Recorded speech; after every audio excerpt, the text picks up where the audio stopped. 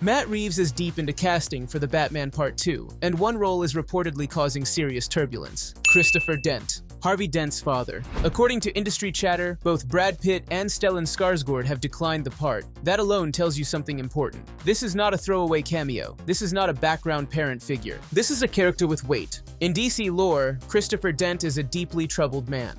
Alcoholic, abusive, emotionally unstable. His behavior shapes Harvey's fractured psyche and ultimately fuels the rise of Two-Face. In many interpretations, Christopher's cruelty is not just physical, it is psychological, it is manipulative. It plants the seeds of duality that later define Gotham's most tragic villain. If Reeves is leaning into that trauma, then the material is likely dark, possibly uncomfortable, possibly central to the sequel's emotional core.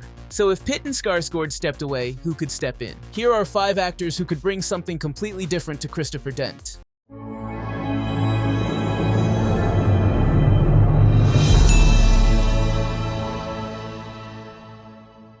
First, Ralph Fiennes. Fiennes has mastered the art of quiet menace. From cold authority figures to deeply conflicted men, he can project cruelty without raising his voice. A Fiennes version of Christopher Dent would be calculated, controlled, the kind of father who destroys a child with words rather than fists. That psychological edge fits Reeves's grounded Gotham perfectly. Second, Hugh Laurie. Laurie is an unexpected pick, but that is the point. He excels at portraying bitter, self-destructive men hiding behind sarcasm. His performance style could make Christopher Dent tragically human rather than purely monstrous. The audience might even feel uncomfortable sympathy before realizing the damage he has caused. That layered portrayal would elevate the role beyond a stereotype. Third, Mark Strong. Strong carries an imposing presence without theatrics. He can embody authority figures who feel intimidating simply by standing still. His version of Christopher Dent could be a rigid disciplinarian, a man obsessed with control. That kind of emotional repression could directly mirror Harvey's later obsession with order and justice. Fourth, Mads Mikkelsen. Mikkelsen thrives in morally complex roles. He has the ability to portray darkness that feels disturbingly rational. A Mikkelsen Christopher Dent would not see himself as evil. He would believe he is shaping his son, teaching him strength. That twisted logic would make Harvey's eventual transformation even more tragic.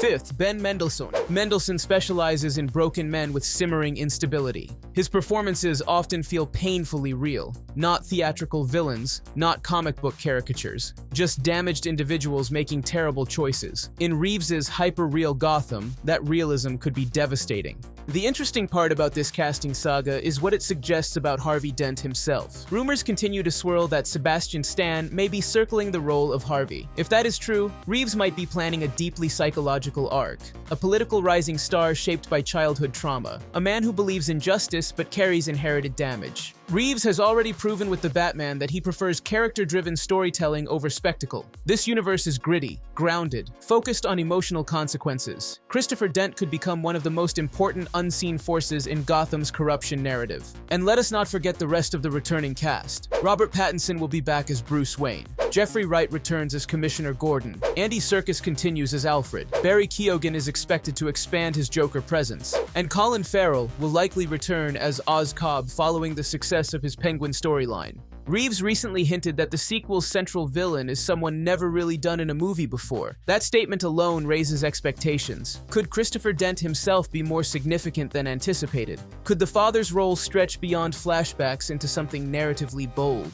If Pitt and Skarsgård passed because the material is too intense, that only increases curiosity. This is Gotham. Darkness is part of the DNA. But how far will Reeves go? Who should play Christopher Dent in The Batman Part 2? Do you prefer a psychological approach or a physically menacing presence? Drop your casting picks in the comments below. And if you want more updates on the Batman sequel and DC casting news, make sure to like and subscribe so you do not miss what comes next.